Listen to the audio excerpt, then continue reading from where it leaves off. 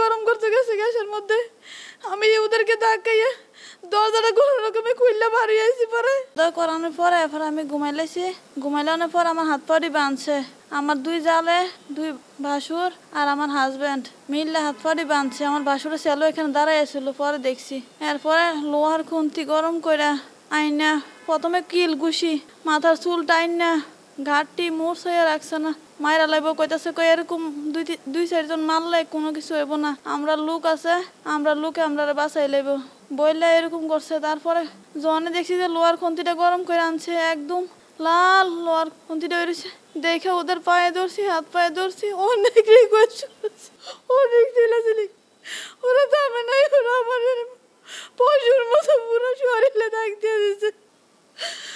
চিল্লাচিলি পরে পাউডা খুলছে কোনো রকমে, খুললে কোনো না আবার যখন খুন্তি গরম করতে গেছে গ্যাসের মধ্যে। আমি ওদেরকে ধাক্কাইয়া দরজাটা কোনো রকমে খুললে বাড়ি আইছি। পরে ফিটের মধ্যে ঠাস ঠাস করে বাড়ি শুরু করছে আমার দুই জালে। আমার বাসুররা মিললে আমার বাসুরের ছেলে সহকারে মাইরালান মাইরা গুম করালান, কেউ জানতো না, সবাই মিললে এরকম করছে আমার। জানি না ওরা কি বলে না বলে, কিন্তু ওরা সবাই মিললে আমার এরকম করছে। পুরা বাড়ির মানুষ ছিল, কেউ আমার হেল্প করছে না, কেউ আমার একটু বরফ দিছে না যে আমি পুরো জায়গাটা দিয়াম, এরকম কেউ করছে না। আমার কাছে বলে যে আমরা যদি হেল্প করি ওরা আমরা মাইরা লাইব, এই কারণে কেউ কেউ করে আমার জায়গাও দিছে না, কেউ আমার হেল্প করছে না। লাস্টে বাদশা প্রফেসর, আমি সারা রাত পুকুরে দাঁড়াই থেকে বাদশা প্রফেসর নামে একজন লোক আছে, ওনার কাছে গেছি হেল্পের লাগে। আমি কিছু দিয়ে আমি 3 নাম্বারে ফোন দেম, ওরা আমার কেউ মোবাইল দেয় না, দিয়ে গেটে তালা দিয়ে আমার আটকে রাখছে, সকাল অব্দি আটকে রাখছে। আটকে রেখে এরপরে কয় এবার যাই জ্ঞান 7টার পরে আমার ঘর থেকে বার করেছে। এই সারা রাত আমি পুরো দাগ নিয়ে তারা করে একটু বরফও দেয় নাই তারা আমারে। এরপর আমি আই পড়ছি এই সারা রাত এই চিল্লাচিল্লি কইরা। আমার সাথে আমারে ফোন দিয়ে নিচে যে আমার মেয়ে নাকি 3-4 বার অজ্ঞান হয়ে গেছে আর খাওয়া দাওয়া করে না, শুই না। তারপরে আমি গেছি, যাওয়ার পরে প্রথমে আমার ভাসুরের ছেলে বলছে ওরে ধরে মাইরালান আসছে কেন। তারপরে আমার মেজো জালে মেজো ভাসুরে বলছে যে আমারে বাড়িতে কেন আসছি মাইরা লাওয়ার জন্য। ওরা বারবার বলছে মাইরা লেবো। এরপরও প্রথমে আমার হাজব্যান্ড বলছে যে না মারবো না, ও আইসে আমার ছেলে মেয়েরা খাওয়াই দিয়ে জাগিব বইলা আমার ঘরে নিয়ে এসে ওদের খাওয়াই সারছি পরে আমি চলে গেছি। আমি যে চিনজিতে উঠছি উঠতে গেছি, ওরা ধৈরা লাইছে, উঠিও নাই, ওরা ধৈরা নিয়ে আটকে লাইছে, আমার আটকাইয়া হাত পা বাঁধছে। আমার 2 জাল আছিল, 2 বাসুর আছিল। ভিক্টিমের মূলত ছোট বোন, উনি গত প্রায় 1.5 বছর ধরে ওনার সাথে এরকম টর্চার চলতেছে। গত 15 দিন আগে ওনাকে মারধর করে বাসা থেকে বের করে দেওয়া হয়। বের করে দেওয়ার পরে আমাদের বাড়িতে থাকে। বাড়িতে থাকার পরে ওনাকে গতকালকে পরশু 2 দিন অনেক রিকোয়েস্ট করে আমাদের কাছে, তার মূলত কল রেকর্ডগুলোও রয়ে গেছে। অনেক আমাকেও রিকোয়েস্ট করে ওনাকে পাঠানোর জন্য, বলছিল যে ওনাকে যদি পাঠাই তাহলে ওনার বাচ্চারা কান্নাকাটি করে, খাবার দাবার খায় না, অজ্ঞান হয়ে যায়, ওই জন্য পাঠাতে বলছে। ওদের ঝগড়াঝাটি, ফ্যামিলির প্রবলেম, এগুলা সব বাদ ওনারা সুন্দরভাবে মানে সংসার করবে এরকম টাইপের।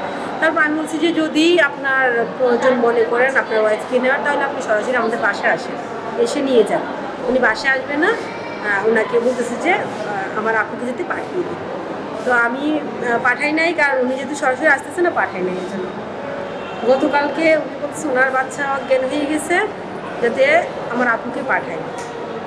আমি পাঠাই নাই, আমার আপুকে ছলে বলে ওরা কৌশল করে নিয়েছে মূলত মেরে ফেলার জন্য। আমার আপুকে ফোন করে আসরের পরে মাগরিবের একটু আগে নিয়ে যাওয়ার পরে একটু ভালো ছিল, আপু বাচ্চাদেরকে খাবার টাবার খাওয়াইছে। ওখানে থাকার পরে রাত অনুমানিক 12টা 30 এমন সময় ঘুমের ভিতরে হাত পা বেঁধে ওর দুই যা ভাসুর, ওর হাজব্যান্ড, ওরা মিলে তাকে লোহার খুন্তি পুড়ে তার লজ্জাস্থান থেকে শুরু করে তার শরীরে বিভিন্ন জায়গায়, আমি আপনাদেরকে যেটুকু করে ফেলছে আমি আপনাদেরকে ওই ছবিগুলো পিকচারগুলো দেখাবো। ওনাকে খুন্তি পুরা দিয়ে পুড়ে ফেলছে একদম। ডক্টর তো আপনাদের সাথে কথা বলছে, ওনার অবস্থা এখন কেমন। উনিটা কে? উনি হচ্ছে আমার আপু, আমার বড়। কে মারছে আসলে?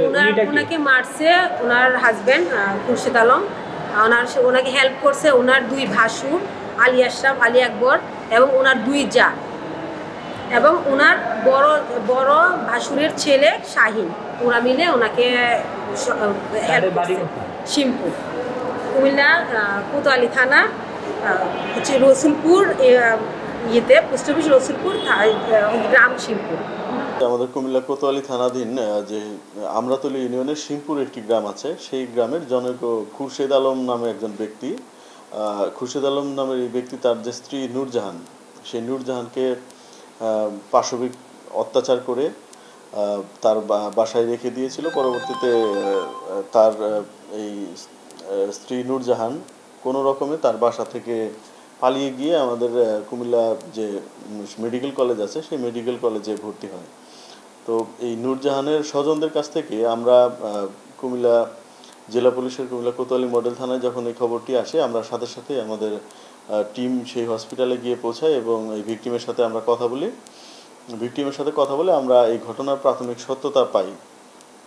প্রাথমিকভাবে সত্যতা পাওয়ার সাথে সাথেই আমরা এই ভিকটিম নূরজাহানকে নির্যাতনকারী যারা আছে তাদেরকে গ্রেপ্তারের জন্য আমরা অভিযান পরিচালনা করি এবং আমরা অভিযান পরিচালনা করে গত রাতে 3:15 ঘটিকায় এই মোট 6 জন তারা নির্যাতন করেছে। এই 6 জনের 3 জনকে আমরা গ্রেপ্তার করতে সক্ষম হই। ইতিমধ্যে এই নূরজাহানের স্বজনরা আমাদের কুমিল্লা কোতোয়ালি থানায় একটি মামলাও দায়ের করেছে।